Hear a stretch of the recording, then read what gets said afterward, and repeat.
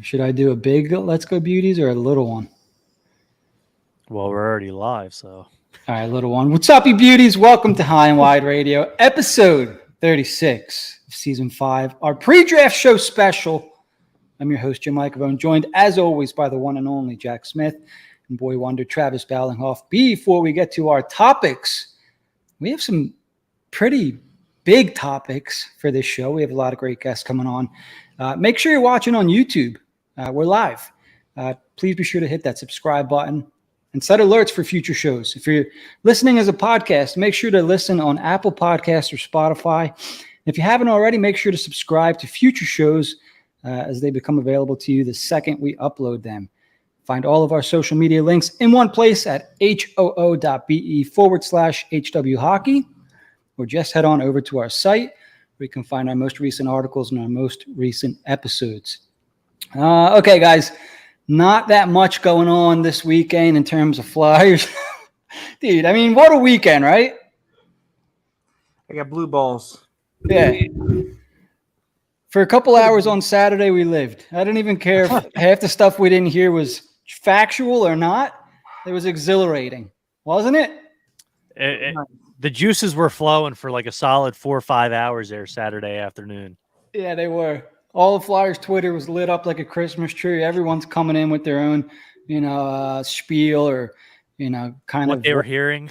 What's the new hashtag now? Buckle up, right? Everyone's saying buckle up. Buckle up. I had a great time. There are people out there who are kind of upset with all, people coming out of the woodworks with, who knows if they're just parroting other people or what. I had a great time with all of it, because you need all of those people to make Flyers Twitter. Do you know what I mean? You need the parrots. You need the people who have the genuine information, which, there's probably a handful of those guys. And then you need the people that, get excited for everything. It's a community on there. So I had a great time, but I was watching the Phillies game with my dad, and at this point I'm scrolling up and down Twitter like waiting, and then Strickland comes out and says D'Angelo might be involved, in Lawton and whoever else. He said Sanheim and whoever else, and I said out loud, I said, excuse my language, what the fuck is going on here? And my dad was like, what's going on? It was exciting. I thought we were going to get some crazy stuff going down, and we're still sitting here waiting. Well, I think we all did. And before we really get going here, I got to say, if you've been listening to this show, at least since Travis has been on, you know that he mentioned D'Angelo to Carolina. Multiple times we've talked about it on this show. And you may have also heard him mention, did we talk about this on the show or after? I guess it's kind of out there now, but Winnipeg was kind of sniffing around on Travis Sanheim, right? And all of a sudden, people are coming out with reports that Winnipeg's been sniffing around on Sanheim. Don't be surprised if there's a pivot. Was there one more, Trav? Those were the two that come to mind right off the bat. I also heard Florida liked Tony, and that Buffalo liked Tony and Hayes. Okay.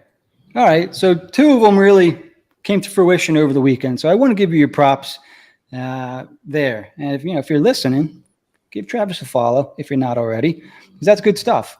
I don't think we're as flamboyant with some of our information when we get it. I guess if that's the right word, some people will come out right on Twitter and say, "Oh, we're hearing this." That's not really us. We'll talk about it on the show, and if you listen, you know about it. We'll put it in an article, and then when it comes out, we'll go, "Oh, well, we knew about it. We talked about it." If you listen or if you read us, you already knew. Not really our style to come out and say, hearing this or sources that. So, yeah, props to Trav. Yeah, buckle up. Yeah, hashtag. So good stuff there. I want to give props to Trav. Now, thank you, sir. Let's get to the big one. All right, Kevin Hayes was on the move, and rumors came out right away. Like they kind of just one thing came out one after another. It was Hayes to St. Louis. Then it was Flyers blue line could look a whole lot different next season. Then it was Krug's coming back, and it just kept growing and growing, and nothing really ever happened. But I want to dissect this piece by piece here. It sounds at the very least, right? We've all listened to 32 Thoughts today. Kevin Hayes is going to be a St. Louis Blue, in the very least. Okay, we don't know what's coming back, but I want to know what you guys think. If the trade is, because consensus from what I could find, it's Hayes and Sanheim for Krug and probably a late 2023 first-round pick, the 25 or whatever it is. And that's all I heard concretely. I haven't heard anything else aside from that. I want to hear from you guys what you think of that deal, what you think's BS. Did you sift through anything that you didn't think was true? Jack, let's start with you first. Well, first off, when I heard it was just going to be Sanheim and Hayes, and I wasn't sure about the numbers yet, but the fact that it first was coming back, it was like, okay. And I think that's a lot of the reason why people are so upset. Like, it seemed like it was two birds, one stone, getting out of these contracts and getting another first rounder in this draft. Like, get the F out of here. Like, that's insane. And for it to just never come to fruition, and just now we're looking at less and less. It's the air's been let out of the balloon, and you can tell when people are taking it out on Krug, honestly. And I get it. If I have to read one more time, Krug is completely in his rights to use his no movement clause. No shit. Everybody knows that. We're still going to be a little upset because we expected so much, and so far nothing has happened. So I'm not 100% sure what the return is for just Hayes is going to be. I know we've heard some things, but it's going to be, I don't know how happy we're going to be. I think we're just looking to get rid of the contract at this point. Yeah. Trev, similar thoughts? What do you think? Yeah, pretty similar. I mean, I was jacked up when that first report came out. I'm not a big Travis Sanheim fan. I thought we were going to get out of that contract before it even starts, before the no move kicks in. I do like Kevin Hayes. I realize, it's not going to work here. I know he has flaws in his game. Overall, I like him as a player, but it is time to move on. I mean, you're getting rid of both of them, right? Because like Jack said, we know Hayes is out the door. Like that is pretty much a certainty. You're getting rid of both of them, and you're getting a first-round pick. And Torrey Krug, I mean, he's not – I don't think Jim's going to like him because he's absolutely horrific in his own D zone, but he can move the puck a little bit. I think the guy has some value. I think we kind of talked about it a couple weeks ago. I personally don't want Cam York on the top pair this year. And I think they were going to keep Torrey Krug. I think that was the plan, and he was going to play top pair with Cam York on the second pair. I think that would have been good for York's development. Now, maybe you flip Krug in a year or two when his no trade goes from a full to a modified, and that's completely fine. You're kind of maybe at that point Cam York's ready to take on some more minutes. But going back to the trade, yeah, you're getting a first-round pick and someone who I still think's a quality defenseman in this league who, yes, has flaws. I'm laughing to the bank. You're getting rid of two guys who Kevin Hayes doesn't have a future here. Hopefully Travis Sanheim doesn't have a future here. And you're getting a first-round pick out of it. I've said for a year, get as many first-round picks out of this draft that you can. Hopefully they still find a way to move Travis Sanheim, but as for that trade itself, I was really excited at the time. I'm just happy that they're moving Hayes, right? Like, all right, so from fan perspective, I guess, yeah, late first-round pick's cool. Torrey Krug is fine. I maybe would have been excited for Torrey Krug like 5 years ago. Hasn't been the best fit in St. Louis. I'm not sure if that's more that he just doesn't fit the system. Too many offensive defensemen on that blue line. He's been injured a lot too. He just doesn't fit out there. So maybe he needs a change of scenery in that sense. Obviously, he doesn't think he does because he doesn't want to waive that no trade clause. But if you can get Hayes off the books, and I still hate the idea of retaining money on Kevin Hayes because that contract from the start was absolute crap, and we all knew it. So we're in this position where they have to retain money on Hayes. If they get a first for Hayes, and I saw a report by, I forget the first name. Rutherford was the last name from The Athletic. I apologize for forgetting the first name, but he said that Kevin Hayes alone, let's say Torrey Krug doesn't waive it and Sanheim doesn't end up going to St. Louis. He said Kevin Hayes alone will bring back the late first. And I'm cool with that. The only way I'd be fine with retaining that amount of money, because it's $3 million if they give him up for $4 million, is getting a first. And getting a first in this draft, I think, would be great, even if it's a 25. All of a sudden, you have a couple picks at the end of the draft to work with. Maybe you want to package, move up. I don't know. But you have assets to get creative with. Now, if Sanheim's a part of this deal, how long is his contract? 7 years, 8 years? 8. All right. So Travis Sanheim, essentially, for Torrey Krug, you have Krug. Let's say he actually stays on the Flyers. You have him for 4 less years than you would Sanheim, right? And the Sanheim contract is just way too long, too much. You could even argue it's not bad money-wise, but it's way too long. So you have to find a way to get rid of Sanheim. Unfortunately, or fortunately, I'm not a Sanheim guy, so I think you need to get his ass out. And Torrey Krug, I'm just whatever. It doesn't matter to me if the player's good or not because the Flyers are not going to be good, right? So it's whatever. He's 32 years old, 4 years left on his deal. Do him a solid and send him somewhere else because if the guy doesn't want to be here, he's going to be another Kevin Hayes or Tony DeAngelo in the locker room kind of thing, right? Yeah, I don't know. Do you guys think it's weird that this trade hasn't gone through and it was kind of leaked on Saturday, now 2 days later?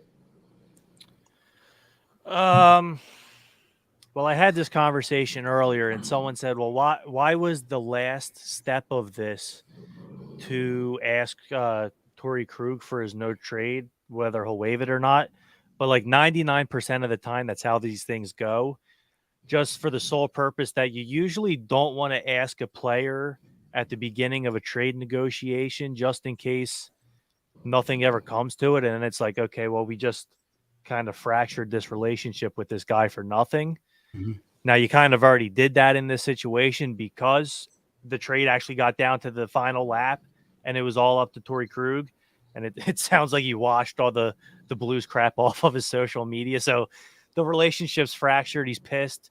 I guess he could have saved the Blues could have saved a lot of people a lot of time if they would have asked him first. But like 99% of the time, that's just not how things go.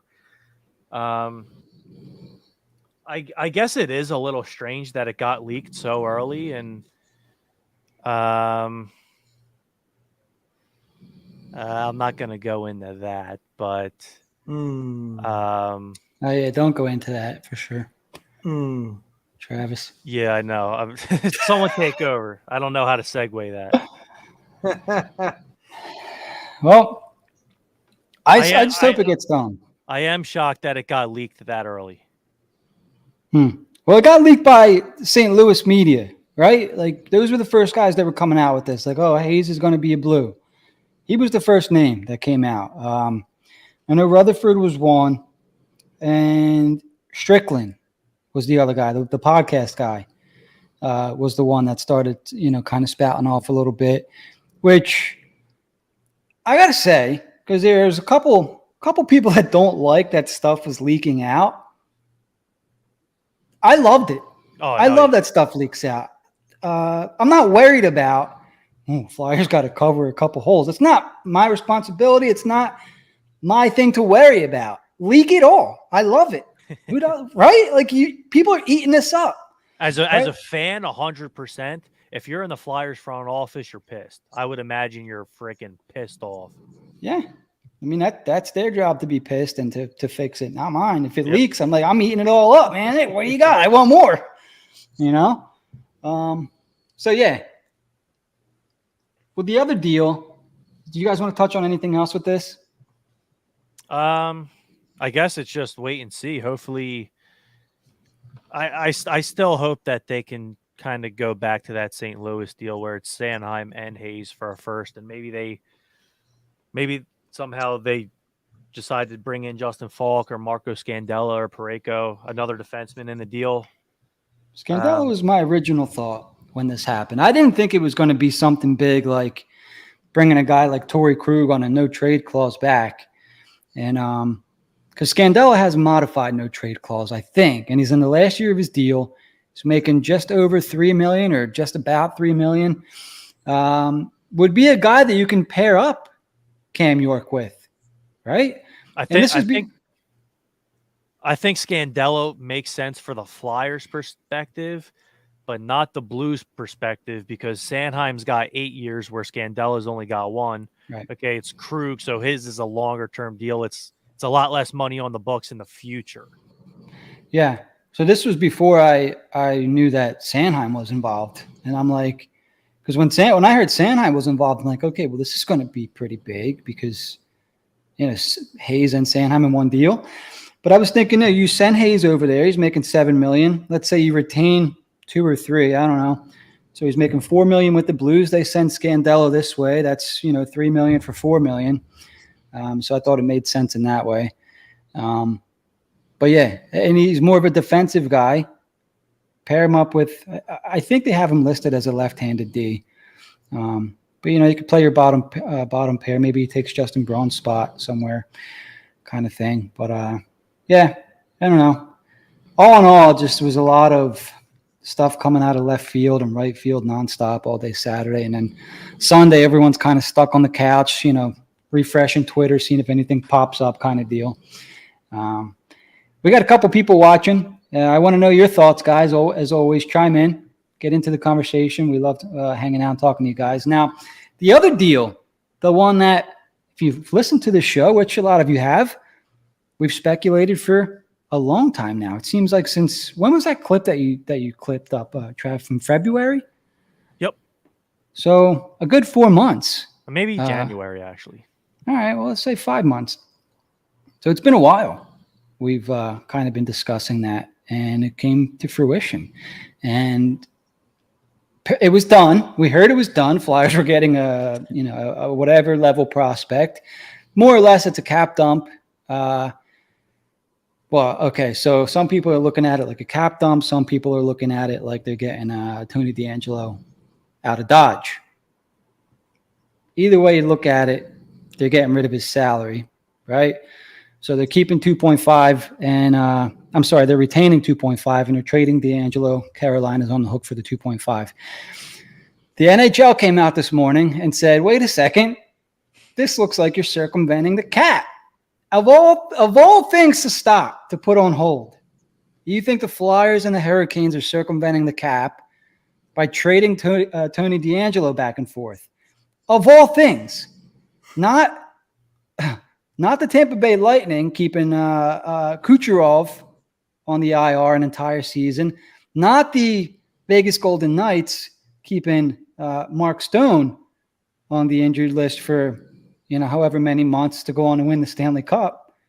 No, it's when the Flyers want to trade Tony DeAngelo back to the Carolina Hurricanes that the NHL decides to step in.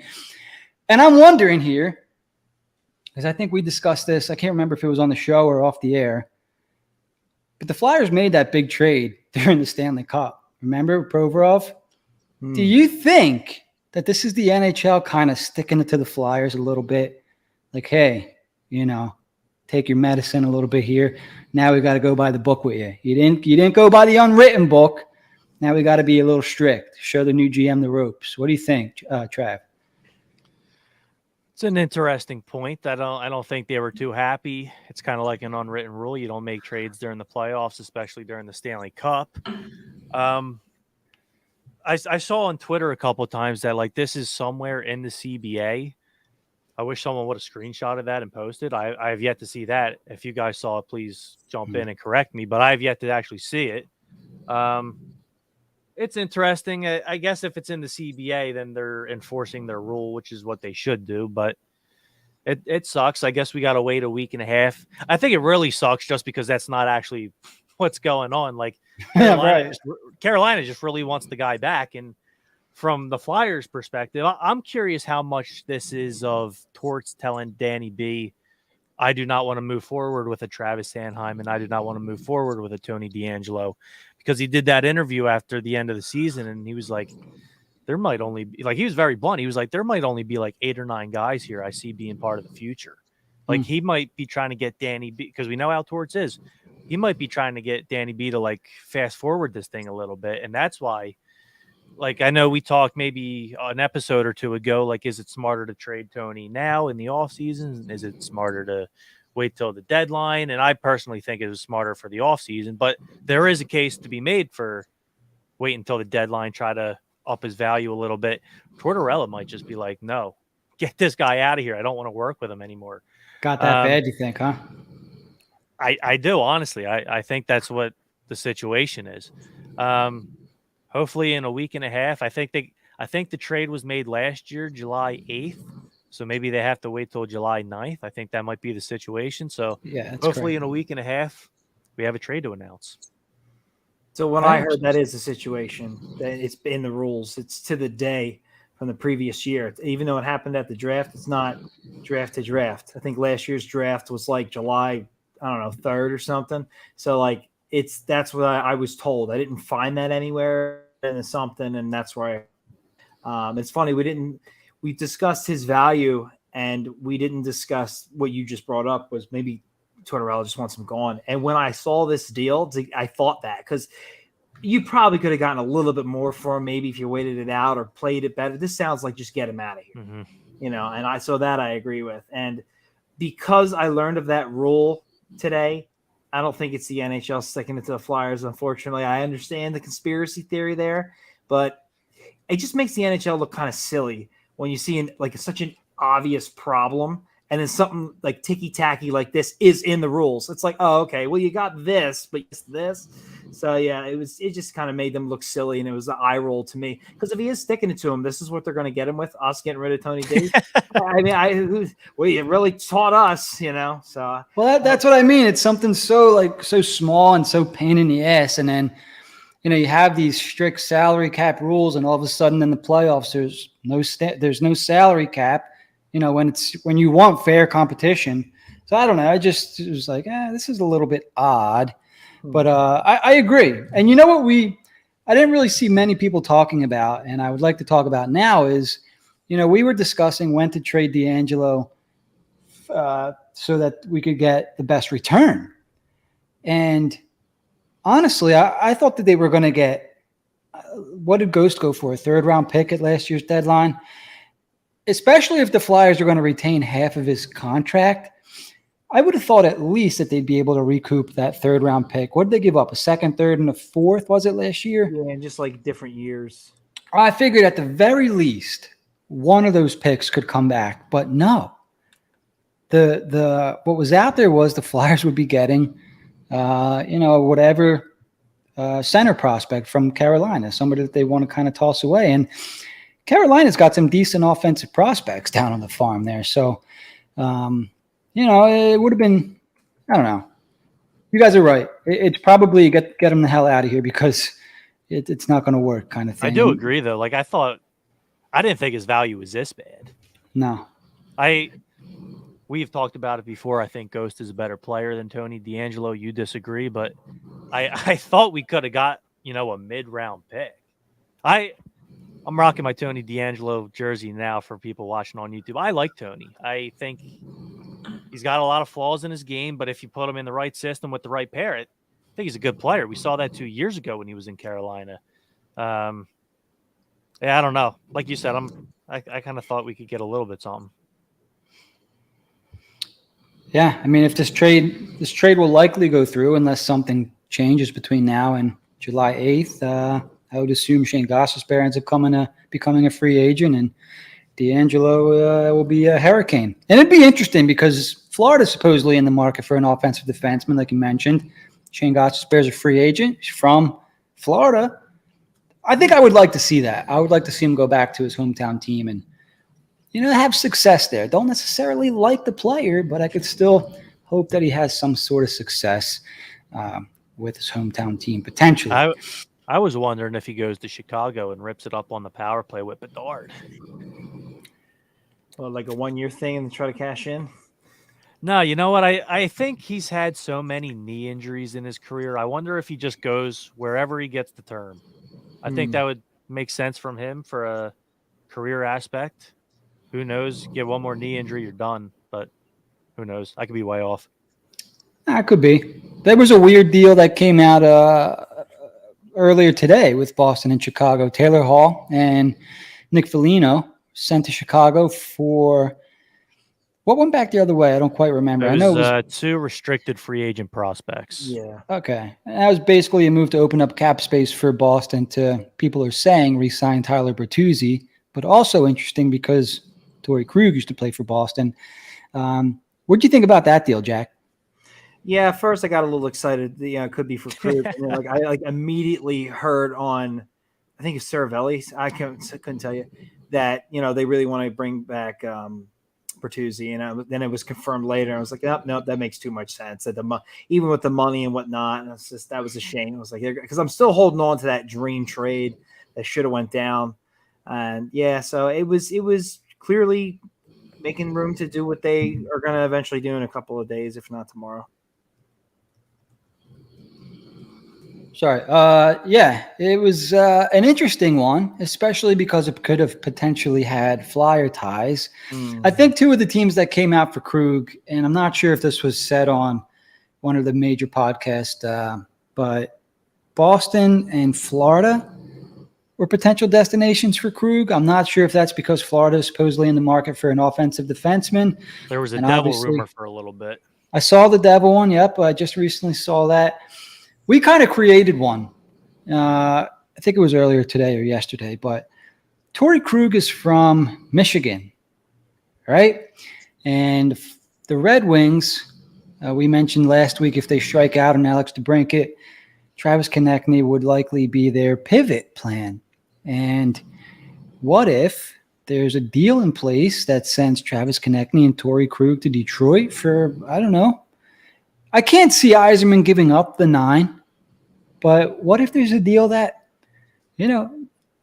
makes him give up the 9? Like, does Konechny Krug get it done for the 9+? Would you do that? I would do it from the Flyers' perspective, but I don't think Stevie does. So I thought I heard, I'm not sure where, that he didn't like Krug's term. And it wasn't in his, plan, I guess. Konechny, I couldn't say one way or another, but I find it hard. I don't know what you're going to get out of that. I don't know. It's it would be nice, and there's some connections there, but I just don't think Detroit wants Krug enough, and I think they're still pushing pretty hard for DeBrincat. So by the time that gets figured out, I think the draft's going to have come and gone. That's right, and the draft is 2 sleeps away. It's Wednesday, coming up quick. Came quick, guys. NHL draft, and then free agency is this weekend. Is that right? Saturday, baby. Mm-hmm. Wow. See, I thought 1st of July. My dates are kind of like messed up. Is the draft a little bit later this year than usual? I felt like you had like a good 7 to 10 days before the July 1, and this year feels like it's only 4. So yeah, it's a little bit. I felt like it should have been a week earlier. Yeah, everything kind of feels bam, which is fine. But I had no idea that free agency started Saturday. I think it's more so that we've been backed up because of COVID the last couple of years. Yeah. That the seasons have been getting over later. That now I think this is the first year we're actually finally back on track. I think. No, I think you're right. Yeah. Looking up, no matter what. It works. Well, yeah, so those are the 2 major trades for the Flyers. Hayes. I'll jump in on Konechny. Yeah, please do. I still don't know if I want to trade the guy. I think he's worth the 9. That's what I think. And it sounds like we're not going to get that, which kind of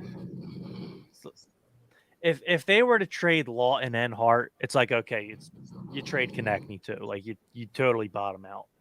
But if maybe you keep all 3 and it's maybe you hope this rebuild only lasts 3 years, okay, I don't know. I'm still on the fence, 60-40, keep him, trade him. I don't know. I go back and forth on it. I don't know if I want him gone. As for the trade, it sounds like they want DeBrincat first and maybe Konechny second as a backup plan.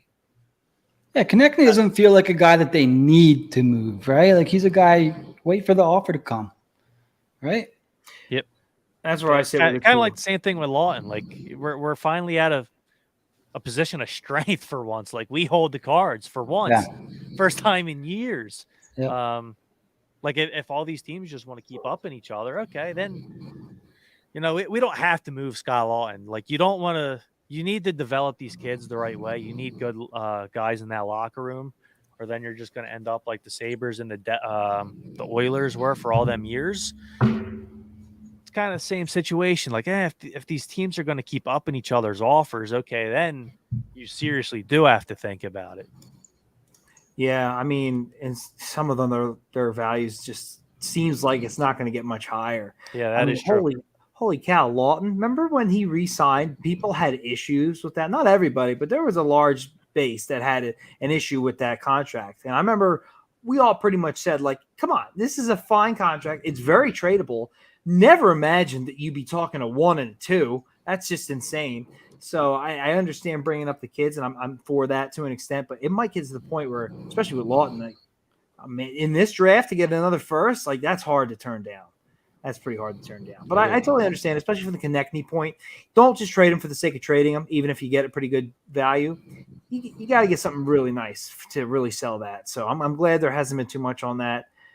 You can trade him at any time, too. It's not like you have to do it right away, like with Sanheim, to try to get out of the, getting locked into the 8 years and whatnot. So at the end of the day, I hope that these guys get traded. I don't see them really getting going with these guys still big values on the team. Who knows? But that's just where my gut feeling is right now. I'd like to see as many picks as they can get, which is something they said, and just trade everybody, I guess. I mean, I'll still keep Hart, but if we got a really nice return, I really wouldn't be that upset.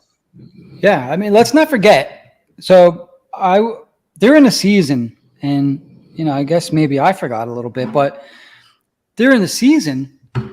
I didn't want to trade Travis Konechny. He should have scored 40 goals this year if he didn't get hurt. Playing with who? Yep. All right, like who was his centerman? Morgan Frost, Kevin Hayes, Noah Cates. No offense to Noah Cates, had a nice season. Morgan Frost, coming out of a shell season. I'm not going to call it a breakout season, but come on. Who did he play with? And he was a point per game guy. Should have scored 40 goals. You place him with a Dylan Larkin or whoever else Detroit's got. McDavid. Yeah, bring him to Edmonton. Oh my God! Actually, if he goes to Edmonton and plays with Connor McDavid, I'm telling you now, I'll be angry. But because I know he's going to put up like 90 points a season easily. More than that. Yeah. So has real value, and not a guy that I think Briere needs to. Don't accept. Don't just go into a deal and say, okay, I'll settle for this. You need to get what you need to get. You need to get what you want. Don't settle. Okay, guys. Anything that we didn't touch on, and we have our first guest coming on in just, I would say, about 10 minutes. Mr. Paul Pollock will be joining us. Actually, I don't think we announced the guest. So Paul Pollock, our very own Paul Pollock, will be joining us at 8:45. Mitchel Brown from Elite Prospects will be joining us at 9. And our buddy Sam Tirpak will be joining us at 9:15, which is awesome because it's like 3 o'clock in the morning over in Slovakia right now. So pretty cool of him to hang out with us that late. So, yeah, a bunch of guests coming on to talk draft. I think he knows Andre Mazzaros. He may. He very well may. He's a popular guy. All right. Was there anything that we wanted to tie up before we move on to some draft talk, boys? Nothing comes to mind, Jimmy boy. All right. Flyers trade coming soon. I love Jack's. I didn't have to trade it. I never know. Oh, that's from last week? Yeah. It felt very still, relevant. He was buckled up. I refuse to change it to that. I probably should have, but I'll get over it. You know what I'm going to try to get on real quick? I'm going to try to get on the reaction, the Cole Caulfield reaction. Brandon, talk about whatever you want real quick. Did you do anything good this weekend, Jack? If they'd have traded Hayes, I would have. Yeah, he mentioned earlier, he said what's going on with the trade or whatnot. Or I just feel like because if you can get that first just for Hayes with money retained, that deal's got to already be done. I mean, they're in this Sanheim to St. Louis because I don't see how you don't take that Hayes deal and run. So this guy's got on behind the scenes. I really don't know, but I have every reason to give up hope. But for that reason, I haven't fully yet. Yeah, I don't know. like you see the Johansson deal, and it's or not Johansson, yeah, Ryan Johansson, and it's like, man, he got traded for absolutely nothing at 50% retained. I think Kevin Hayes is a better player than Johansson, but that really made me worried. I'm not gonna lie. It's like, well, I thought if they retained 50%, you could definitely get a second, maybe a back end first, and then I see that, and it's like, oh man, like what the heck are we gonna get now? I don't know. It had me worried, and then I don't know. I guess 4:00 on Saturday or whatever time that was, got all excited and thought we were going to get a big bang in here, get another first, and didn't happen. Yeah, I just can't see Hayes bringing back a late one on his own. Yeah, I don't either. And that makes me, I don't know. I don't know where they go to. I was hoping to get real creative and another team would pop up. I thought it was very possible they could talk Krug into being flipped. I understand they wanted to keep him at first, but if that's out, are you going to let the deal die, or are you going to try to flip him if he's even interested in that? But when he took all the stuff off all the blue stuff off his, social media, it's like, well, isn't he open to that then? Right. That's what I thought. I was like, wow, maybe this could actually still work here when I saw them tweets. Like, I thought I'd hear at least one speculation besides when the Bruins traded Hall, that the Flyers are speaking to Florida or whoever trying to make it work. But it's still feels like they're at his door just begging or doing nothing. And we mentioned Boston earlier. I just don't see it. And I like Kevin Hayes' name has been floated around with Boston too a little bit. I just don't see it when they have so many guys they need to resign. I think they only have 6 forwards under contract. And when they moved Hall out, you now only have 10 mil in cap. You have 10 mil and you have to resign all them guys.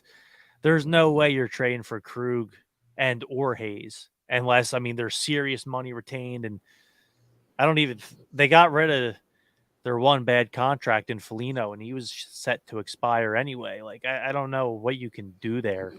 Maybe Grizzly comes back, but I think he has some value. That contract's not bad. He's a solid player. Yeah, I have no idea, but it just sounds make you think like it's going to happen with us.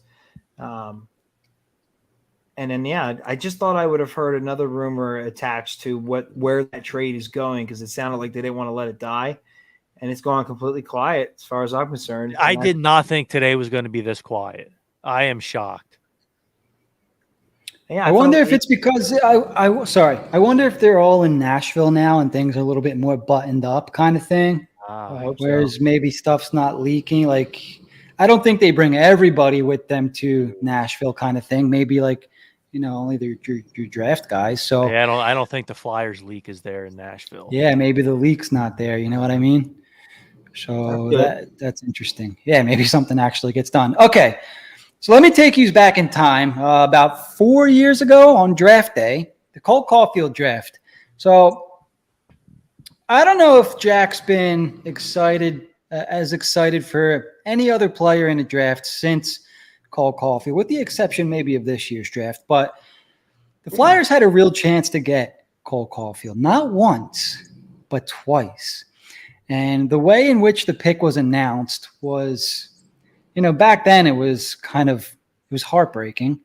Looking back, it was just perfect because it just baited you into it. Like, oh my God, you'll see. We have the video clip. Jack dug it up here.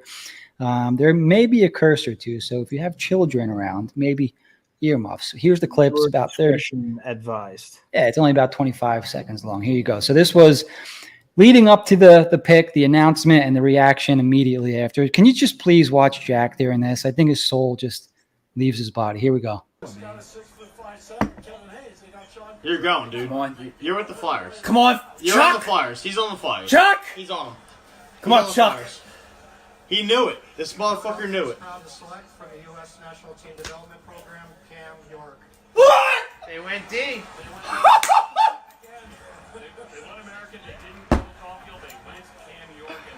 Oh my God. Even still, man, like when I watch that, it's just amazing because you hear it and you're like Cole Caulfield, but it's going to be Cam York. From the USA. I was like, oh my God. That was just not fair. So It was I got a fire question. thing to come. Jim, why were you so excited? Oh, I Because I Jack's couldn't guy believe didn't it. get taken? No, I couldn't believe it. I watch everybody else's reactions. I know what I do. And him and my friend Dom, his cousin, like they kind of fist pump, like, oh, and then it's just disbelief.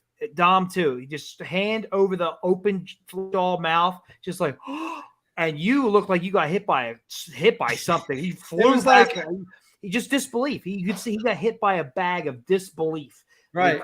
This guy fell back twice. I'm sorry, he fell first time, and he was still there at 14, and you still didn't take him.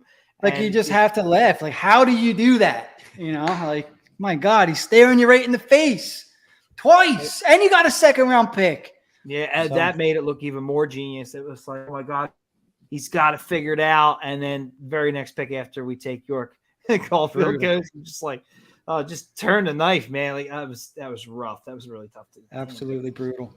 Our first guest is on with us, and we are on a bit of a time limit, so we're going to bring him in. Mr. Paul Pollock, our analytics and prospect guy. Paul, thanks for hanging out, man. How are you? I'm good. What's up, guys? Good to see you. We're just talking Caulfield draft. Did you see that video of Jack earlier today? I did. Yeah, it's tough memory. I mean, Cam York's a good player, but Yeah, for sure. Reaction. I didn't have as strong a reaction, but I was certainly wanting Cole Caulfield. Yeah. Fair enough. I mean, when was the last 50-goal score we had? John LeClaire? Yeah, probably. a couple guys came close, but Leclerc had those 3 in a row in the 90s. Yeah, so and Caulfield- speaking of yeah, but talent. Speaking of draft, speaking of 50-goal scores, speaking of, Flyers hopefully picking a franchise-altering player again, what do you think they do this year, Paul? They currently have 2 first-round picks at 7 and 22. Who would you like them to pick at 7? Who do you think they actually pick at 7? Yeah, I mean, it's interesting. I feel like I'm getting too optimistic about it, which is scary. But the guy I'm obviously dreaming of is Mitchel, and I'm starting to think they have some real interest. It seems like there's a lot of smoke around that, and there's definitely a chance he falls. So that's my number one hope. Outside of that, I'd hope for Zach Benson and then Ryan Leonard. I know we're a little split on that between Leonard and Benson. I wouldn't be upset about either one, but I get the feeling that they would prefer, or that I don't know. You never know with Briere. Like, we haven't seen him go about it, but Leonard just feels like more of a Flyers pick. But it also seems like Montreal's pretty interested in them too. So I don't know if he'll be available. So it could go a lot of different ways. Absolutely could. And obviously there's a lot of smoke screen and stuff now. And, the more we talk about this, the more I'm like, is Mitchel a smoke screen for the Flyers? Do they want someone to take him earlier so they can, snag Benson or Leonard? And, it's going to be fun. But I want to know, so Zach Benson seems to be, your guy. If it comes down to Benson or Leonard, what do you like about Zach Benson, and what can fans potentially expect from him? Because a lot of fans haven't seen these guys play. They don't watch the tape, things like that, like you do. What have you seen from Benson that you like? Yeah, I think he does. I mean, pretty much everything well, but the playmaking is maybe the best in the class behind Bedard.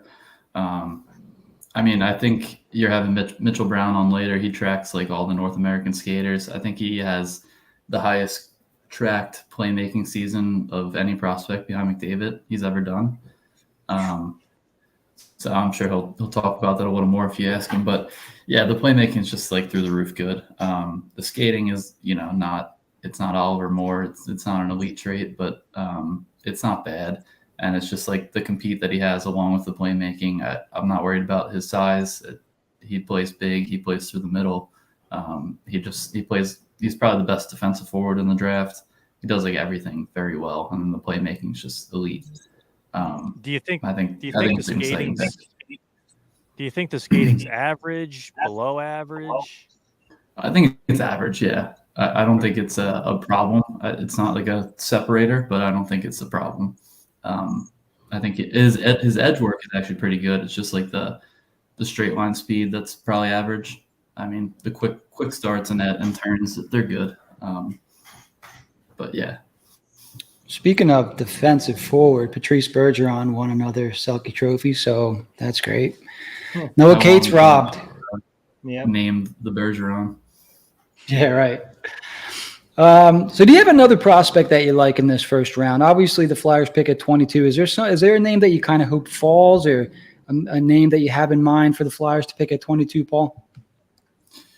I don't know necessarily like a guy I'm really hoping falls. I mean, obviously, there's a lot of forwards that are a little undersized in this draft, so you never know who might be the one to fall. I mean, I'd be shocked if Benson fell that far, but I wouldn't be surprised if he falls in the teens.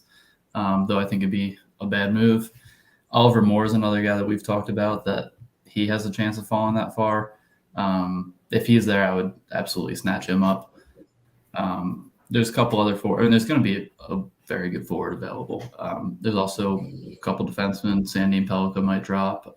Dmitry Simashev might be the best defenseman in the draft, but the production wasn't there, so he could fall, plus the Russian factor.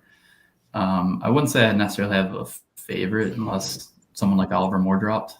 He'd become the favorite for sure. But there's a ton of guys there. It'll depend how the board goes, I guess, who I'm leaning for. Who do you think's the best defenseman in the draft? I go back and forth on it, but I think I'd put Simashev as the top guy. Okay. It's a little more projection with the offensive tools, but the skating and the size, and I mean, all the tools are there. Really, it just hasn't come through in points yet. Part of that's like the team he played on and the minutes he got. Part of it's probably just development, but I mean, you watch some of the tape on him, and he has some rushes that don't end in points, but you see the tools there, and it feels like it has to come. I mean, hopefully he kind of has like a Nikishin season for Carolina. He was drafted a little later, but he's a big defenseman who could skate. Didn't really produce, and now he's like maybe their top prospect. He broke out finally. But the 4, even without the points, is already a solid defenseman, just that skating and defensive ability and size. And then if he does break out, you have a heck of a player. Should the Flyers look for a defenseman at 7, in your opinion? I don't think so. There was a point where I thought, like, if Benson and Leonard were gone, maybe, but I think the talent or the offensive ability there is just too high, and they can't pass up on a talent like that. I think it's higher than the defensive possibilities. I mean, obviously, like, if Ryan Backer becomes a Mo Sider, he probably deserves to go 7, but that's hindsight. And looking at the prospects as they are, I think the forwards are a better bet. Mm-hmm. So you seem to know a little bit about Simashev there. Do you know anything about Gulayev? Not as much. I know that he's very offensive oriented defenseman. He's a fantastic skater. There's honestly a lot of really good skaters at the defensive position this draft. I'm wondering, I think Charlie O'Connor earlier today mentioned that he thinks the Flyers might get a second round pick by the end of the draft. I'm kind of hoping they do. It could be a forward, but there's a couple guys that are interesting at that point. There's guys that I know that love him. I think he could be top 2, top 3 defenseman in the draft. But I found it interesting that oh, sorry, Paul. I found it interesting that Reinbacher wasn't one of the first guys that came out of your mouth there, because there was a couple days on Twitter, just on my timeline, it seemed like people were trying to pump Reinbacher's tires a little bit for some reason for 7. And I'm like, there's so many offensively gifted guys. What are we doing here? Have you watched Reinbacher, and like, what positives have you seen from him that would make you want to take him at 7 over some of these other guys? I mean, at 7, I don't know if I would do it. I think the hope is that but the thing that people see in him that really like him is that he'd be this year's Mo Sider. The tools are really good. The offensive game is getting better and better. The defense is already really good. He's a rangy guy. He's a smart player. I think the thing that he needs development on is his handling skills and a little bit like offensive creativity. And some people think that is there. Some people think that the upside there is limited. I think he's pretty safe bet to become, a number 3 or 4 at least. And then if that part rounds out, then you get the Mo Sider type potential. But yeah, there was a minute there that I did think maybe at 7, and then the more it kind of came around, I thought, I don't know, the upside I'm not as confident in the upside as I am in some of the forwards. And I know there's a couple of people that don't see it as well. I think at 7 they need to go forward here, but it's a little bit of like the floor that makes Reinbacher so appealing with the ceiling still. It's just that you're getting a good right-handed defenseman, which is obviously a commodity. Mm-hmm. And then there's hope that he becomes the great right-handed defenseman. Okay. So I'm going to put you on the spot because that's something that I do. Mock the first 7 picks. How do you think it plays out? Mock it. And so obviously Bedard. I think Anaheim will go Fantilli. I know who was it today that mocked Will Smith to Columbus? Oh, I didn't see that. Remember? Man, I don't remember the name, but I did see it too. I'd be surprised at it. I wouldn't mind it, but yeah, all of us seem a little lower on Will Smith than consensus. You'd get him off the board as soon as possible. This way, we're not sweating on draft day, right? That would be a good feeling. Take him third, please. Good player. Yeah, I wouldn't mind him going third at all, but I think it'll probably be Carlson. And then 4 is where it probably starts to get interesting. I haven't seen a ton of Will Smith noise with San Jose. They feel more towards a Mitchkov, unless somebody takes Smith early. So unfortunately, I'm gonna put Mitchkov at 4. I don't think teams are as scared as we hope they are. And then Montreal would be an interesting one with Smith there. There's a lot of smoke, or it seems like a lot of noise that they like Leonard. Personally, I like Leonard better, so I'm gonna go with Leonard there as well. And then it gets interesting again. Because I feel like not many people have Will Smith getting to Arizona, so it seems like every mock draft has them going Reinbacher or Leonard or Dvorsky. I think if he's there, they probably take Will Smith. And then Arizona Will Smith? Yeah. Wait, who went 3? Didn't Will Smith go 3? No, I talked about Carlson. Oh, Carlson, right. Carlson, Michkov, Leonard, Smith. All right, well, that would mean the Flyers are choosing between and you'll Benson, be splitting it out Dvorsky. when Arizona's on the clock. Yeah.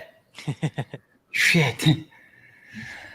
Yeah, that's what I'll be watching for. That's my big shoe. Like if Michkov goes top 6, that's fine, as long as Will Smith goes top 6 as well. Like Michkov should go top 4. He should. Right? The only reason that he wouldn't is because teams are afraid for whatever reason. But I'm with you there, Paul. I don't think teams are as afraid as we think. And there are those people that think Will Smith is in the same tier. Obviously not us, but who knows? Just takes one team to think that. He really did get talked up a lot since that tournament, didn't he? I mean, he was always in the top 10, but he skyrocketed. Yeah, I mean, the production's great. But, it's a loaded line. It's a loaded team. I mean, there's, he's a good prospect. He's a top 10 prospect, and the playmaking skill is impressive. The hands are great. But, yeah, there's just a little more questions, I guess, than some of the other ones. It feels like a bigger bust potential. All right, let's say there's a world where Leonard, Benson, and Michkov are all gone before 7. Who do you take, Dvorsky or Moore? If Leonard, Michkov, and Benson are gone? Yep. Well, Well, it feels like somebody good would drop it that if that happened. I feel like Will But Smith would be there. yeah, We're not taking them. who was the debate? Moore or who? Dvorsky or Moore? Dvorsky or Moore? I think I'll lean Oliver Moore. Okay. Give me the I think we would give me too. the good skating. I mean, they're both very good defensively. Both probably stay at the center position in the NHL. Both pretty smart. I think Dvorsky just maybe doesn't quite have the same ceiling. I mean, he's probably a little bit of a better goal scorer. Moore's more of a playmaker, but I think Oliver Morris has a little bit of higher floor. And plus, the skating is fun. I think that we would agree, especially as a Flyers fan. We would take somebody that, has the skating ability. Paul, thanks for hanging out with us, man. It was fun to finally get you back on. Where can people find you on Twitter? And if you have any work you want people to find, where can they find it? I guess just P Pollock 96. That you follow me there. If I have any work, I guess I'll tweet it out. All right, Paul. Yeah, thanks for having me, guys. It's fun talking. Yes, sir. Thanks for hopping on. We'll talk soon, I'm sure. All right. Have a good night, Paul. Yeah, see you, Paul. See you guys. Paul. All right, ladies and gentlemen, that's Paul Pollock. And our next guest is waiting in the back room. We're going to bring him in right now, Mr. Mitchel Brown of the Elite Prospects. Mitchell, thanks for hanging out, man. How are you? Not too bad, James, Travis, Jack. Thanks for having me on, guys. Really appreciate it. I'm excited. Oh, and shout out to Paul Pollock. I just followed him on Twitter recently. I would recommend it. He seems like an interesting guy. Got some good takes. That's awesome. We love Paul. Yeah, he's part of the HW fam. One of the best guys around. So good stuff there. Mitch, we're very excited to have you on. Been following your work for the past couple months, honestly. Just kind of found you back in, I would say, March when the draft stuff really picked up. Your YouTube stuff with the what is it? The round robin you guys do with the big groups you guys have on and kind of decide on the prospects kind of got me hooked. You guys have done great work leading up to the draft here. Really admire your guys' stuff. So it's great to have you on. With no further ado, I kind of want to dive right in because our time is so much short. Favorite two prospects of this draft, loaded draft. Obviously, there's a lot of guys to pick from. Who are Mitchel Brown's favorite top two prospects? My favorite top two prospects are going to be two guys you probably have never heard of, unless you've been following me on Twitter. So the first one is probably Rodwin Denicio, who was undrafted last year. He does all the Cale Makar footwork, just an insane slow motion. He's just fun to watch. He's an insane playmaker. He sees plays that no one else does in this draft class. The skating might prevent him from playing. But, I mean, the reality of it is at some point you just got to swing for upside and having fun, too. Like, you watch Windsor play, and this dude's just fun. And when you're watching, 300 prospects in a draft cycle like I am, the guys who are fun just really catch your attention. And then the second one is probably Gavin Thorson. He's out of Andover High and then also played a little bit in the USHL with Waterloo. He was a point per game. Flyers fans will probably like this one because he's a little bit like Travis Konechny. He's a small tank. He just runs around hitting dudes, skating into their legs, engaging in battle, spinning off the boards, attacking the net instantly. He's got some skill too. I think for him, it's just going to come down to skating development and adding a few more layers onto his playmaking. So being more deceptive, playing the give and go game a little bit more. But this is a great draft for chaos creation. That is for sure. Look no further than Ryan Leonard. Well, a lot of us are hoping that he's there at 7, but these are two. So Rodwin Denicio is a name that maybe I heard you mention him.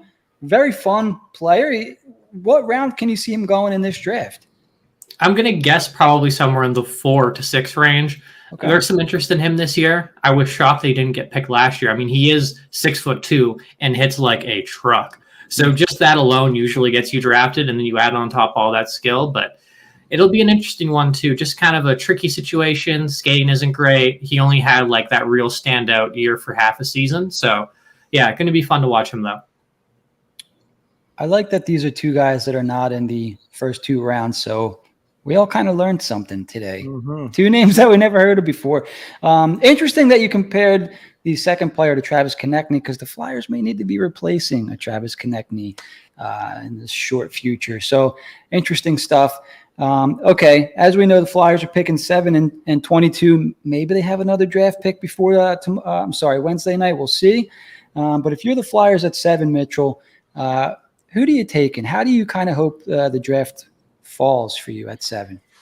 Well, you really hope that you get Matvei Michkov, don't you? Because then Right. it sets you on a very strict rebuild timeline, right? Because then you know you got 3 years. You can still have fun for 3 years, lose some games, experiment a little bit, and then Matvei comes in and you're like, all right, it's go time. Like that really locks you into that. And of course, being Flyers fans, I'm sure you know that it's really nice when teams are kind of forced into doing the rebuild, like when there's not really another choice. And if you have Michkov coming in 3 years, you don't have a choice. You have to tear it all down, start from the beginning, ship players out, and hope that you can create the best possible arrival situation for him. Now, if that's not possible, I think you're probably hoping for Ryan Leonard. So, I mean, I can just go straight into Ryan Leonard. I can talk about him for like 5 hours if you wanted me to. Please, be my guest. I would love it. Okay, so we'll start with the skill level because I think everyone likes to talk about just how annoying he is, and I'll get there. I feel like that's an important part of his game too, but he's just as skilled as the other top non-Karlsson, Michkov, Bedard, Fantilli guys in the draft. It doesn't appear at the same frequency because of the situation, but he can absolutely rip it, and like as you look for an NHL player, you want to see how they can shoot it off the pass. So catch and release one-timers. He's got a bomb off the pass, and he can also like add in a quick handle to deceive the goalie. He can curl it around a stick inside the pass to then create the shooting lane and so on. And of course, there's no surprise that dude also has a lot of handling skill too. If you can do that off the pass, you can certainly break some ankles in open ice. And the playmaking potential. There's so much playmaking potential. Sure, he's not connecting with the same plays as Smith and Perreault, but he's trying them. He's still trying to manipulate opponents. He's still trying to make them go one way and then go the other. He's still trying to make them pivot and then pass on their heels and so on. And he's very deceptive. He has a lot of creativity to his game. He was always more of a goal scorer growing up, and so this is a relatively new development to his game. But now that you're seeing it in such a high leverage situation, I mean, this is his draft year. This could, if you go later, if you go in the late first, suddenly NHL teams aren't going to be as dedicated to keeping you around the NHL, and that can cost you millions of dollars. So that he has the confidence to experiment in a season like this is so important. Now, we get to the big one, the physicality. So physicality is an offensive skill too. It doesn't get talked about as much, but like being able to protect the puck, being able to absorb contact, or when you do it, you do what Ryan Leonard does, and that is take on 3 guys at once, throw them all to the ice, and then drive the inside. And so it's a real attribute as well. And I think with him, there's a lot of like Brady and Matt Tkachuk comparisons that come out, and I see some people saying, oh, like, is he actually that annoying? And I'm just going to say it straight up. He is absolutely that annoying. He is absolutely that freaking annoying. Like, in front of the net, he'll take all sorts of contact. There was this great one that he had, I think, at the U18s against Germany, where it was like the score completely out of the game. And this dude's cross-checking him. And so instead of skating away like most players would do, he turns around, looks the other way, leans back, and then takes a dive and draws a penalty. And it's just like, he does this constantly. And I was looking at it on Instat the other day, and for every minor penalty that he took this season, he drew 2.2. Wow. Let that sink in. For a guy that plays the way he does, yeah. He doesn't take penalties. He draws a ton, and he's just running around trucking dudes. Like, he just runs over them. He's super aggressive. Like, it doesn't make any sense that you can be that disciplined and just be like and play that way. So yeah, I think maybe he's not as big as Brady, right? So that's kind of where there's some difficulty. Being bigger, longer limbs, you have more ability to fight back or whatever. But it also works to his advantage. He can get kind of lower, and so in battles, he's not going to be as overpowering, like coming up from the top, but he'll get low and get underneath their hips and knock them off balance. And of course, he's still going to just run over people. So, you're looking at a clear potential top line power forward. There's a real chance he ends up at the center position as well. So it's going to require a little bit more work than a Smith will, but the upside is relatively similar. Well, if you're looking for a Ryan Leonard fan club, like, you found it right here. So we're all sitting here like, oh God, this is amazing. I'm curious your thoughts on Zach Benson. Oh, okay. We're going Ryan Leonard and Zach Benson back to back. So, I don't know if Benson is going to be the guy, but I really wonder if there's a team in there. No one has really been linked to him inside the top 7 so far. But I mean, the talent level is there. He's arguably the best playmaker in the draft. He can do things that not even Connor Bedard can do. Will Connor Bedard eventually be able to do them? Yeah, he's Connor freaking Bedard. He's going to learn to do whatever he wants on skates. But there's a real chance too with Benson that he just ends up controlling an entire game. Like, I think Braden Point is kind of an interesting player because he's not necessarily the fastest player or maybe the flashiest player. He does have his deeks or whatever, right? But a lot of what Point does is get the puck, move it, relocate, get open, and just keep building plays. Like, he's the master of building and getting the puck back, putting the finishing touches on it, and so on. And Benson has a lot of that in his game. And Benson might not be the most explosive skater, but he is also very thin, and he's a better backwards skater, lateral skaters than forward, so you anticipate that that will translate as he gains weight. And I also think with Benson, too, like, we can look at his size, but he's the best playmaker off the boards in the draft. No one can absorb contact and set up a teammate like him. No one can make plays through as many opponents as he can. So even if he loses some of that ability, let's say he loses 25% of that. Well, what's 25% of being the best? That's still pretty good, isn't it? And so I think in Benson's case, like, for us, he's our fifth-ranked prospect at Elite Prospects. He's my fifth-ranked prospect in this draft. I think he's a better prospect than Leonard. But, like, I mean, at the end of the day, it's the draft. There are so many different opinions. Am I going to say that picking Leonard over Benson is stupid? No, of course not. It's a perfectly justifiable decision. And, you know, it can be a debate that we'll have forever. You know, we'll see what Montreal does. We'll see what Arizona does. These are two teams that can be a little bit on the unpredictable side. But I think you can't go wrong with either of those two. And, like, the Flyers are in a really interesting position. In most drafts, you look at 7th overall and you're like, oh, man, that's kind of a tough one because the chances that we're getting a clear top 6 guy or like top, you know, number 2, number 3 defenseman aren't super high. But in this one, it's like, it's a slam dunk. Speaking of defensemen, who's the best one in this draft? Yeah, that is a great question. So I cover North America mostly. So I don't know Shemashev and Reinbacher and Axel Sandin Pellikka as well as other people will.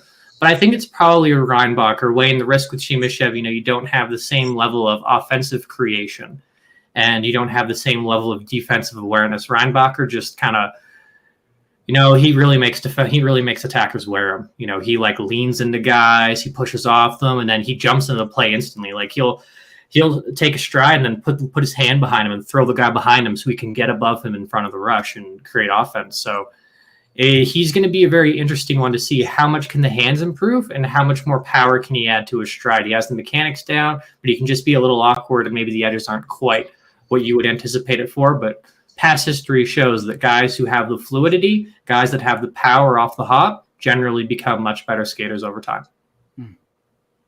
Great info right there. Yeah, Jack. Now I can see why him and Paul get along pretty well. I want to be Paul's friend after following him, I think. So I think I might message him and want to talk shop with him soon. Paul, we should have got you both on at the same time. Maybe we'll have to get you guys back on after the draft or something. But Paul had mentioned that you had Benson as you had a model out, and Benson was the second best player on there after McDavid. Was that correct? So the second best passer. Okay, so he posted the second best passing result, which was obviously influenced by the fact that he has 2 great shooters around him. You know, someone needs to shoot the puck that you're going to pass, but like, man, it's not even really close. It's Benson and then just like an ocean. Yeah. So he's closer to McDavid than McDavid is to him. Of course, air is different. I can go on to disclaimers forever, but yeah, he's really good, and everything suggests that he's that level of playmaker. Interesting stuff. I like Leonard, but I think if, like, as a Flyers fan, if we can't get Michkov, Benson's the guy I want. Yeah, and of course, too, the other thing with Benson as well that I think is a little underrated with him, he's got a serious edge to his game. People don't really talk about it much. They think he's, you know, skill guy, but he runs through people's hand. He can knock them off balance. He creates a lot of chaos and then skates away. And just when you're as intense and as involved on the forecheck, as involved defensively, as involved getting pucks to the middle, you're just going to create some chaos. And then Benson brings that every single shift without fail. Doesn't matter the score. Doesn't matter how much ice time he's had. He's a real weapon out there. All right, Mitch. So we have you for about a couple more minutes here. The Flyers are picking at 22. I'm looking at a mock draft that has them taking Otto Stenberg. I'm looking at another one that has them taking Daniel Boot. And one more that has them taking, sorry, I got to scroll a second, that has them taking Otto Stenberg or Oliver Bonk. Who do you see the Flyers taking at 22? Or who would you take? So who I would take is probably Callum Ritchie in this spot. Tremendous small area playmaker, very physical, good at getting opponents on his back and then attacking the inside. Like plays the give and go game, knows how to relocate off checks, spin off them, and so on. And I think the really interesting part that Ritchie does that very few players are able to do is he links all of them together. So in a shift, he'll get 3, 4, 5, 6 touches, and every single one of them will become more dangerous than the next. So his game is just one of building and building and building and building. And when you look at any developing team, if you have the opportunity to add a guy who can raise your ceiling and also elevate your floor, especially in the late first, you probably take that. Now, for what the Flyers might do, I think, given that they haven't taken a defenseman since, in the first round anyway, since 2019, Emil Andre, I guess, was a second rounder. Yeah, I think they might go defenseman. And, Dmitry Shemashev is the big wild card in the first round at this point. I think Kristall has kind of slipped too much at this point that it's kind of locked in stone where he's going to be. But Shemashev, we don't really know. Like he might go top 10, he might go late first. And if the Flyers get a 6'4" guy who skates like a skating coach, you're probably pretty keen to add that guy to your system. I know I mentioned that he's wrong. There's a lot of ways that his development can go, but there's so much upside there. If you can, you don't even have to get a grand slam off that. If you get a single off that, that's still a 6'4" dude who can skate like the wind and play middle pairing minutes for you. I said on last week's podcast, perfect case scenario for the Flyers in my mind is you get both Russians. Yeah. Well, Simashev. I'd be a fan of that. That would be really good. Of course, the Flyers don't have a great track record of picking Russians. They've had some limited success developing them, and they've also made some poor picks related to the area. But I mean, past failures does not dictate future failures, and I think new management group, things looking pretty good. You also have a unique level of talent in this draft available to you. There's a real probability that those are the two best guys available. Man, what if they just trade up? All right, what if they just trade up to 5 or whatever to take Michkov? Was that reasonable? What do you give up for that? Is it the 7th and the 22nd and something else? I think we'd be okay with that. Yeah, that's a great question, what it would take, but I think I'd be okay with that. Yeah, I'd live. I'd probably do that in a heartbeat. Yeah, just to guarantee it. Yeah. Mm-hmm. All right, so my new thing, ignore everything I said. Just trade up for him. Just do it. Just trade up for Matvey. Do it. You get a bona fide stud. Yeah. Opportunity, man. It's great opportunity. Really like seeing pounce on something. And even if it doesn't work, it's still a risk that I think you have to take, especially given that when you have that level of talent, very rarely there's an incredible level of certainty attached to it. And with him, there's a little bit more risk. It might scare some stupid teams out of picking him. And you could really take advantage of this if you're the Flyers. And again, as I said off the top, it locks your timeline in place. And that's the best thing that you can have as a fan of an NHL team. Because 1 minute you're rebuilding, and then they're like, oh, this dude who's 35 years old and was good 5 years ago is available. We need to trade the farm for him, comes up. And then they wreck the whole thing. You can't do that with Matvey in your system. Paul was saying when he first hopped on, he's wondering if teams aren't as afraid to take Michkov as we all seem to think, and it really makes you wonder. Yeah, and no one really knows. I feel most drafts we kind of have a good idea where things are going to fall, and just because of how equal the top end of the draft is, I think there might even be some teams that aren't fully locked into their decision in that top 7. They might not even have a clear-cut guy yet. It might still be, they wake up one morning, they're like, oh, I want this guy. And the next day, I want this guy. Everyone's just so close, and there are so many different ways that you can improve your team, and you don't get drafts like this very often. So, Mitch, I know we've kept you a couple minutes over here. We had a third guest coming on, but he had a last-minute thing pop up. You got 5 more minutes? Sure, yeah, you can keep me on for a while. I got 15, 20, whatever you want. All right, cool. So a couple more. I got 2 questions here. So 2 different prospects. Will Smith, obviously, You ask anybody about him, everybody tells you the same things. I got to be honest. I'm not you guys. I'm new to watching these prospects kind of things. I watch him play. I watched him play in the tournament, and I couldn't help but think that he was a lot slower than a lot of these other guys. It seemed like he was somewhat moving in slow motion, and I'm thinking to myself, okay, he's getting away with this now against players of his same age and weight and things like that. But does that translate to the NHL? Will he be the same type of player, or am I wrong to think these about Will Smith? What are your thoughts on Smith? Man, we got to hire you, James. Yeah, that's good analysis right there. I think with Will, he's he's a big moment player. Like the highs that you see from him are ridiculous. Take on 3-4 players, deceive everyone. Everyone's like, oh, this is a shot for sure, or this is a different pass, and he sneaks it through the tiniest little opening. But just as you said, he lacks some pace to his game, and on top of that, he's not the same level of skater that we've seen from the top NDP guys in previous years, like, say, Logan Cooley. He doesn't have that same innate explosiveness, so his margin for error is going to be a lot smaller. I think his development curve is going to become even more deceptive, and, he might up the pace a little bit, but speed is never going to be a massive advantage for him in the NHL.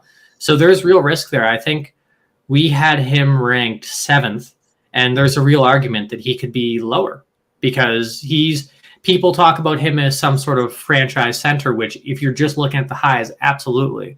But there's a lot of work to do. Skating wise, he has to improve his ability to engage physically, absorbing contact, getting the puck to the middle, keeping defenders on his back. He can be pushed out of games a little bit. And I know this is an unpopular opinion, but there were just as many nights where he was the passenger on the line with Leonard and Perreault as they were passengers. So he represents a real big swing on someone who makes 2 or 3 big plays a game and then kind of disappears for the rest of it. And of course, the NTDP is a different environment. It's a lot more flexible. You see a lot more creativity. There's going to be some inefficiency as a consequence of that. But yeah, I'm not super sold on Smith either. Do I think he's top 10? Yes, but I'm not in the he needs to go 3rd overall camp by any stretch. Well, I appreciate your honesty there, and not that guys we've had on in the past were being dishonest, but literally all we've heard were positive things, and I'm like, are my eyes lying to me? Like, because I'm hearing all this, but when I watch him, I'm like, I don't see that happening the way it's happening now in the NHL. So I hope everything goes according to plan for him. Don't get me wrong there, but I'm just like, I don't want the Flyers taking him at 7, please. Not when you have a chance to take Ryan Leonard or a Benson or even an Oliver Moore who can fly like the wind. Like, Flyers don't have fast skaters, so it'd be nice to get a guy like that. I guess the other guy that I wanted to ask you about was an offensive defenseman who may not be on a lot of radars towards the back end. I don't know if this is too early for him, but Lukas Dragicevic.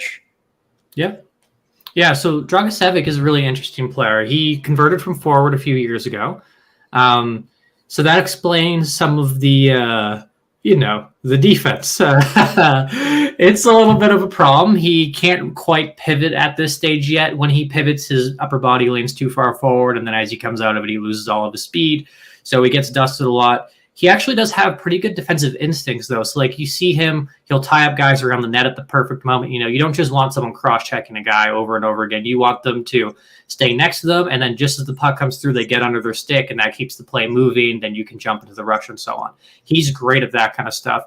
And, man, he's just, like, he was Tri-Cities offense. He led their team in, like, almost every single offensive category, even, like, more granular metrics. Like, I track something called like offensive involvement. So how much of your team's scoring chances are you involved in, either as the primary passer or the shooter? He was number 1 on his team. He's a defenseman.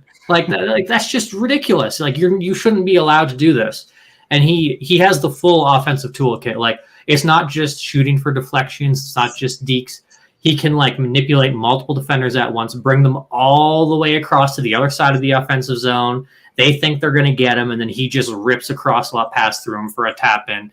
He's got a real knack for getting pucks through. He's got a real knack for beating opponents off the point, then getting scoring chances. He's great off puck in the offensive zone too. Like, you see him really kind of sneak away from pressure, use the weak side, then unload a big shot once he gets it. And because he was recently converted from forward, when he gets the puck down low, he's a forward. Like, he has the same skill level. He makes the same exciting plays. Like, I think if we were just to take his skills, like his tools, and make him a forward, he would be a first-round talent. Like, that's how exciting those puck skills, the shooting, the passing, and everything are. And, of course, the offensive intelligence. It's just the skating really has to improve. I mean, he knows it. He's honest about it. He talks about it. It has improved over the last few years. It's more of a he's very upright. He doesn't bend his knees enough, but he loses his posture. Like, he gets pulled out of it. He elevates, he rises, his torso drops, his knees stay, or his hips rise. And so it just doesn't generate a ton of power. So if he can learn how to do that, get the defense even just a little bit, and the fact that he's 6'2", and NHL teams are like, you suck defensively? Well, you're 6'2". It doesn't matter. You can play for us until the end of time.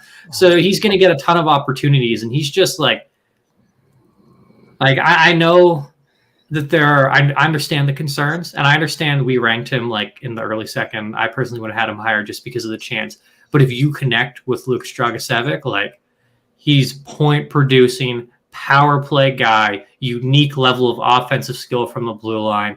He's big. He's good off puck defensively. Might get burned a lot as the on puck defender, but there's so much upside there. So much.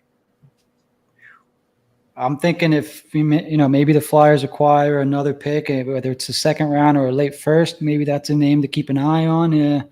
They could use a guy like that on the right side that can, mobile defenseman that create offense, things like that. So, boys, any last thoughts or questions for Mitch before we let him run? I'd like to have you mock the first 7 picks of the draft for us. Okay, do you want me to go crazy mode or what you truly think is going to happen? Okay. So if I had to guess, can I just start number 2? Right, I'll just start number 2. number two, Fantilli. Number 3, I think they go Will Smith. Number 4, Leo Carlson. Number 5, Matvey. Number 6, David Reinbacher. Number 7, Ryan Leonard. There it is. I think that's probably how it's going to shake out. I saw Jarmo Kekalainen's comments about a franchise center, and I know the center can apply to Leo Carlson too, but it introduces an interesting variable into the situation. The Columbus Blue Jackets just love to be like, we're taking this guy no matter what you think about him. They did that with Pierre-Luc Dubois. They did that with Igor Chinakhov. They're fearless, and so I really wonder if Smith might be their guy in that spot. What's crazy? And of course, I can't wait to be wrong about everything that I've said in like a year and a half, because that's just the way the business goes. I get paid to be wrong professionally, in public, and often. What's crazy mode? Okay, so I think number 1, Bedard. Number 2, Michkov. I really wonder about this one. This is something that I've been kicking around a little bit the last few days. I'm just sitting in my room or whatever, writing articles, and I'm like writing about Ryan Leonard. I'm like, Ryan Leonard is, what if Matvey Michkov goes number 2? Okay, gotta put that. Get out of here. I gotta continue to write this Ryan Leonard article that it just comes back in. I'm like, get out of here. So I wonder if he's number 2. I think that's a real chance. And then number 3, Fantilli. They get their franchise center. Number 4. This is one of the weird points of the draft where I just like, let me give this a little bit of a thought. So if you have Michkov and Fantilli gone, the calculus changes. I'm drawing a blank. If you're San Jose, the calculus changes. So maybe you just go Smith. Montreal surprises everyone, goes Benson. They haven't been linked to Benson at all. Maybe that's just kind of the game here. Maybe they're just like saying, we're going to take this guy, we're going to take that guy. And then they end up going Benson. Arizona, Dalibor Dvorsky, and Philadelphia, David Reinbacher. Oh God. Damn it. Oh. All right. Okay. Hear me out. So let's say you get David Reinbacher at 7th. And then you get Oliver Moore at 22. Wow. Oh. Okay. Are you cool with that? I'm in. Yeah. Okay. Where's somebody? I don't. I don't hate the idea of Reinbacher at 7th. I think I understand why people are down on him. I get it. It's a little bit boring compared to the forwards you have available, but there's a real chance he just kind of like Mo Siders it. I'm not saying he's going to be Mo Sider, but just as like, oh, I was told Mo Sider couldn't handle the puck, and then Mo Sider's just like breaking ankles in the NHL. I wonder if there's a chance that Reinbacher does that as big, athletic, toolsy defenseman who cares and tries so much. You never know. And then with Moore, you're getting, apparently he's the fastest man on skates. I'm seeing tweets that he's the fastest man on skates. I wouldn't be surprised since skating has improved so much since McDavid did the BioSteel testing or whatever in 2015. But he's not fast. He's like, this dude is 5 meters in front of me, and I'm going to get 5 meters in front of him. He's ridiculous, and he works insanely hard. And I think a little fun stat here for the people who are still here an hour and 25 minutes in. Guess who set up more chances at 5-on-5 from the NTDP this year? Will Smith or Oliver Moore? I wonder. I'm going to say Moore. Oliver Moore did. That's right. And so you really wonder, hey, he's not in a position where he's getting a ton of prime touch. He doesn't have the same quality of teammates. What happens if him and Smith swap spots for the entire season? He probably does pretty similar production-wise. He's got that insane defense game. I know he's a little bit on the smaller side, but when you can skate like that, you can absorb any type of contact that you can't simply just skate away from. And he was a better playmaker, a more intelligent offensive player earlier in the season. And I acknowledge that he did take a bit of a tumble throughout, but at the start, he was looking just as creative, just as dynamic, just as skilled as Perreault, Smith, Leonard, probably even more. So, pardon the pun, but there's a real chance because NHL teams, you hear a lot of whispers, oh, this dude might just be a third line guy. He might even end up on the wing. When you have those tools, it's so much easier to develop other ways to impact the game. With most players, it's like, okay, if you want to do this thing, you have to learn to do this thing with your body. But if you can already do that, you can just be like, hey, Oliver Moore, just do this thing. And he's like, oh, yeah, I can do that, obviously. Like, I'm the fastest man alive. I can do whatever I want. So, yeah, that's my Oliver Moore thing to really hammer home with the Oliver Moore rules part of this podcast. I think we would be happy with him at 7. Obviously depending on who goes in front, but if the Flyers took him at 7, I think a lot of us would be happy with that. Yeah, why is there some sort of talk around that, like he might slip? Well, I think if he goes inside the top 10, I think Vancouver might be interested. If he goes inside the top 10, I will be shocked. Like, I'll be as shocked if Kristoff goes in the top 10, who might not even go in the first. It's because he trended down throughout the season in his effectiveness offensively. You saw him make more simple plays. You saw him play a little bit more shoot from the perimeter rather than get to the inside. And on top of that, he didn't have the production. He might not have had as many as big moments in the second half of the season so the National Team Development Program schedule is very segmented. So the beginning of the year, it's kind of a mixture, mostly college and international and some USHL. And then the second half of the year, you go into another international tournament and then all USHL down the way, and then the U18s, and more kind of faded a little bit through those USHL viewings, and then the U18s, which are where you're primarily going to watch these guys. So I think that's probably it. Some concern about his decision making, his awareness of space, and so on, and also maybe teams just hate short people, and so it's not even like he's that small though. We're talking about Will Smith going top 3, and he's under 6 feet tall, just under, but still. The same with Ryan Leonard, 5'7" 3/4. So, yeah, it's a tricky one. I don't get it. We ranked him inside our top 10. I stand by it. I think there's a real chance, especially in Minnesota, where they have a system that's very focused on east-west puck movement, lots of lateral passing, lots of moving the puck for high danger chances instead of taking the easy shot. He's going to naturally kind of be guided in that direction anyway. So I'm all for him at 7 too. Yeah, that's a guy we would all love. Mitchell, it was awesome having you on. Are you heading to Nashville by any chance this week, or? No, I'm not. Not this year, unfortunately. Some health issues are keeping me back, but hopefully I can be there next year. Yeah, hopefully whatever's going on clears up. Dude, it was awesome having you on. Thanks for taking the time. Yeah, thanks a lot, James. Really appreciate it. Travis, Jack, it was a blast. This is fun. I'd like to be back on sometime soon. I Yeah, love we'd love to talking have you on. prospects. So, and I love hating on the Flyers indirectly. I'm a big fan of this, so I'm all for it.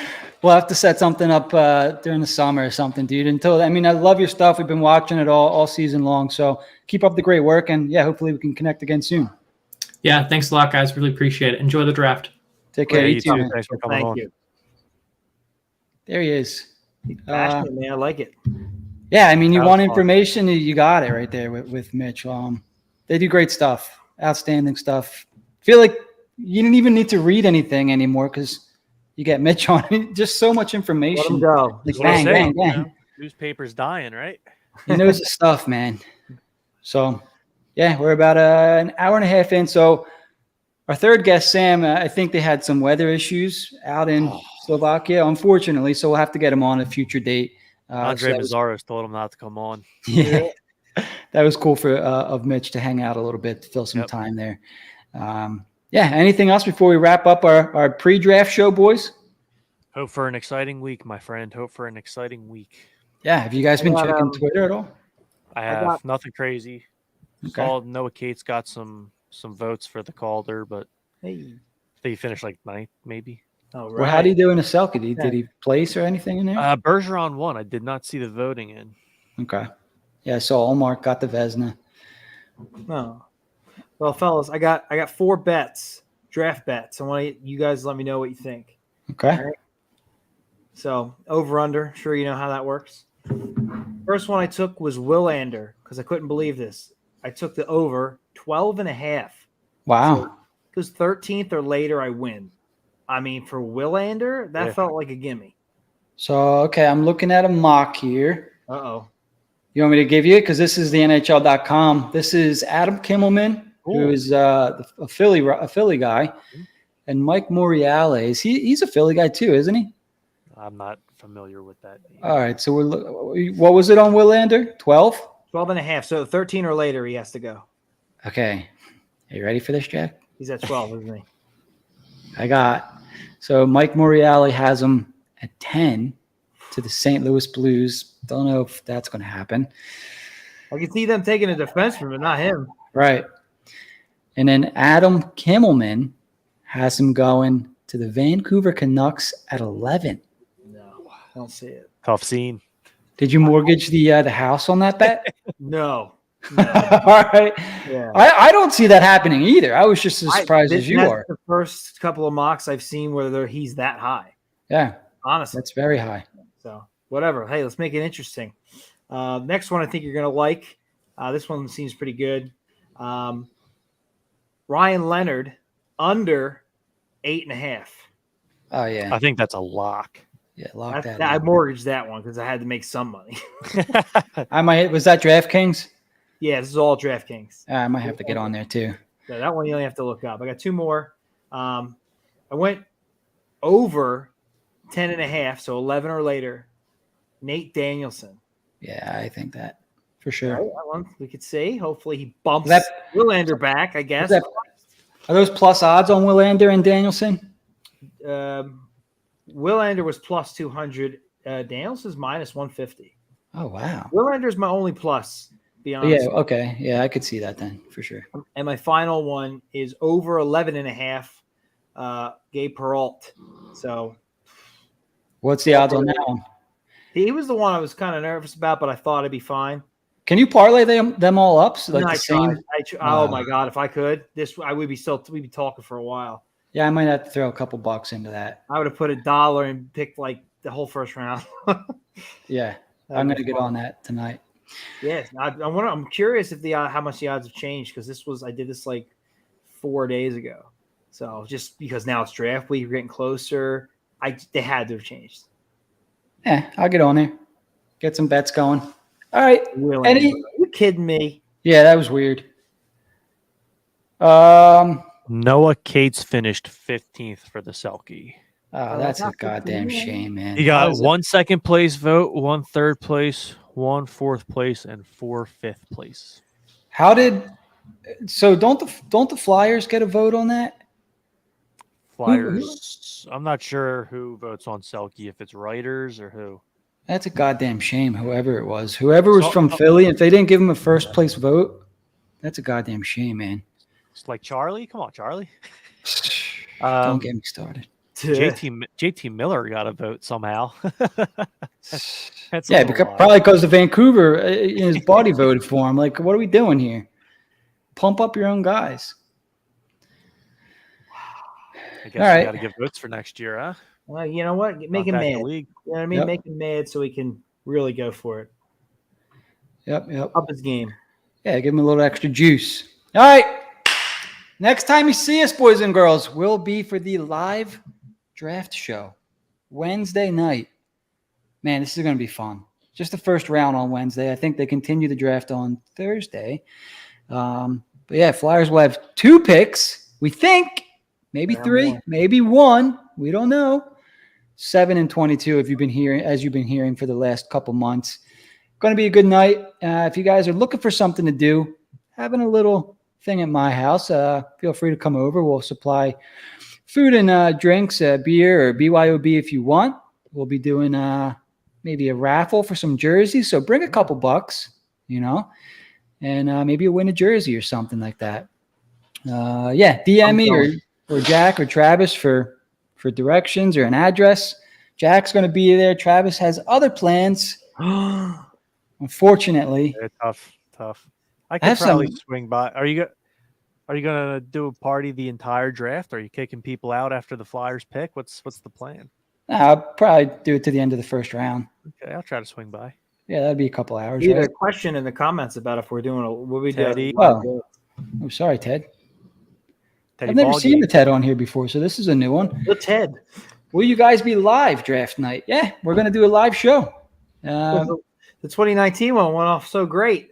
Oh, man. We're going to bring the magic back. It should be fun. So We're it's a gonna- live show, but you can also come to gyms and hang out and watch with us. Exactly. Boom. Yep. Exactly. Maybe you want to do a spot on the show, bring you in. Yeah, something. We'll make it fun. We'll find a way. That's our motto. Any last final thoughts, Jack and Trav, before we put a bow on this one? Hoping for a fun week. Hoping that we can get Mitchkov at 7, Simashev at 22, and hopefully they trade Sanheim to Winnipeg. And, Get this out of here. and Kevin Hayes to the Blues, I guess. I agree. I'm Couldn't with agree that. more. Get it done, Danny. He's working on it. Okay, one last time, boys and girls, give us a subscribe and a follow. Listen to us on Apple Podcasts, Spotify, or YouTube. Make sure to turn on your alerts so you're reminded to watch us every week. Don't forget to head on over to hwhockey.net or find all of our social media links in one place at hoo.be/HWHockey. As always, HW fam, thanks for hanging out with us. We'll be back Wednesday night for the draft. Looks like, it's going to be rain. I don't know. I have to delete this whole part. I messed up. I just scrambled everything. It's done. I just ruined it. All right. We'll be back Wednesday. See you then.